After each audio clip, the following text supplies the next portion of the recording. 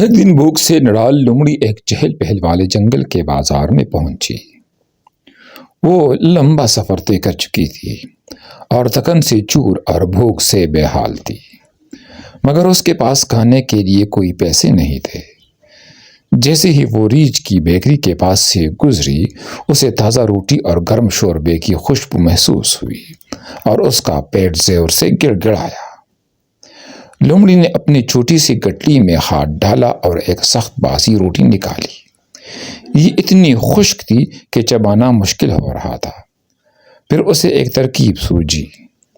اس نے اپنی روٹی کو شوربے کے برتن سے نکلتی ہوئی بھاپ پر رکھا تاکہ وہ نرم ہو جائے، اور پھر آرام سے نوالا کھانے لگی۔ اندر بیٹھا ریچھ یہ سب غصے سے دیکھ رہا تھا۔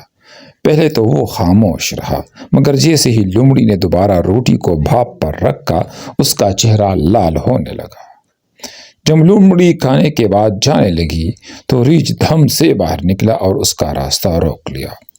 رکو ہی، تمہیں میرے کھانے کی بھاپ کے بدلے ادائیگی کرنی ہوگی۔ ادائیگی؟ مگر میں نے تو تمہارا کھانا نہیں کھایا، میں نے تو صرف اپنی باسی روٹی نرم کی تھی۔ یہ بھاپ میرے شوربے کا حصہ ہے اور تم نے اسے چرا لیا۔ اگر تم میرے کھانے سے کچھ بھی لوگی تو تمہیں قیمت چکانی ہوگی۔ بازار میں دوسرے جانوروں نے یہ بحث سن لی اور وہ وہاں رک گئے۔ ان میں سے ایک خرگوش اور گلہری بھی تماشا دیکھنے آ گئے۔ بھاپ کے پیسے،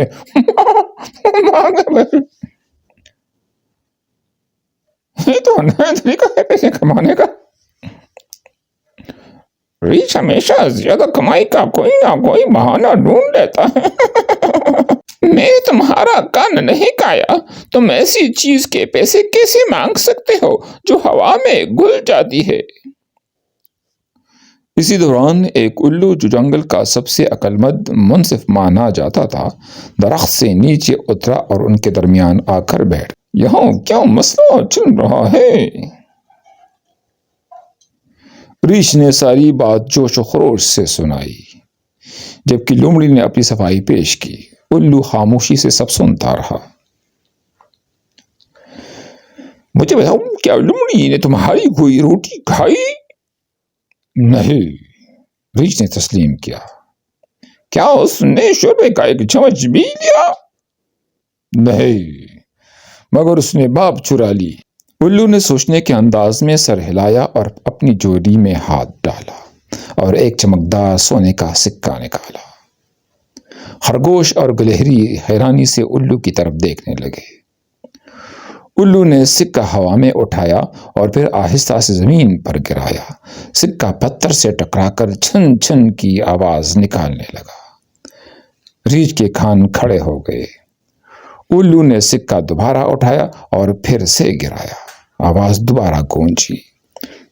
یہ تمہاری ادائیگی؟ ریچھ حیران رہ گیا۔ یہ کیا مطلب؟ اگر تم کھانے کی بات بھیج سکتے ہو تو تمہیں سکوں کی آواز پر قناعت کرنی چاہیے۔ چند لمحے مکمل خاموشی میں گزرے، پھر خرگوش زور سے ہنسا۔ یہ تو زبردست انصاف ہوا۔ گلہری بھی خوشی سے اچھلی۔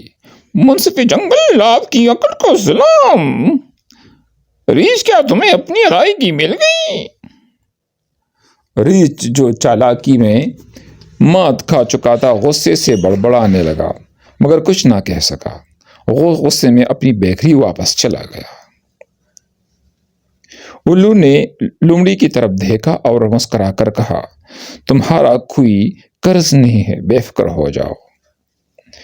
لومڑی نے شرارتی انداز میں اپنی دم ہلائی اور مسکراتے ہوئے جنگل میں نکل گئی۔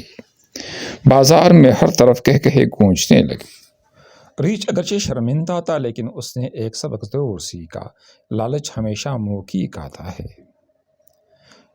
اور اس کے بعد چونکہ وہ شرمندہ تھا اور اپنے کیے پر پچھتا رہا تھا، وہ لومڑی کے پیچھے پیچھے جنگل میں گیا اور اس سے معافی مانگی۔ اور اس سے کہا کہ لومڑی بھی آج سے تم میرے دوست ہو، تم جب بھی طویل سفر کر کے آؤ گی میری بیکری پر آ کر کھانا کھاؤ گی اور میں تجھے مفت کھانا کھلاؤں گا۔ اور اس کے بعد لومڑی اور ریچھ میں زبردست قسم کی دوستی بن گئی اور لوگ مستقبل میں ان کی دوستی کی مثالیں دینے لگے۔